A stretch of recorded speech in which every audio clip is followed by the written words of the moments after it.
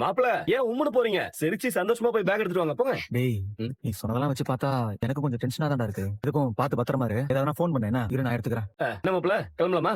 போயிட்டு வரேன். சரிப்பா, பத்திரமா பாத்து போயிட்டு வா. போயிட்டு ஃபோன் பண்ணுன நேரத்துக்கு சாப்பிடுப்பா. சரிண்ணே போலாமா? வரேன்ப்பா. சரிங்க. வரேன். நான் போயிட்டு ஆ, வரேன். சரிங்க. வரேன் பல்லவா. என்னாச்சு பல்லவா? ஏன் அழுகுற? இல்ல நீங்க இல்லாம இந்த வீடு எப்படி எனக்கு வீடு மாதிரி இருக்கும். போயிட்டு சீக்கிரம் வந்துருவீங்கல்ல? என்ன பல்லவா இப்படி கேக்குற? சீக்கிரமா வந்துடுறேன். தம்பி ஒரு வாரம் தானே, சீக்கிரம் வந்துருவா. தம்பி கொஞ்சம் இறங்குங்க. நானா? ஆமா நீங்க தான். ஹைவேல அப்படியே இறக்கி விட்டு போக போறாரோ? போய் வண்டி எடுங்க. ஓப்பா என்ன யோசிக்கிற? ஏன்பா என்னாச்சு? அதான் டிரைவர் இருந்தாருல, சோழன வண்டி ஓட்ட சொல்றீங்க?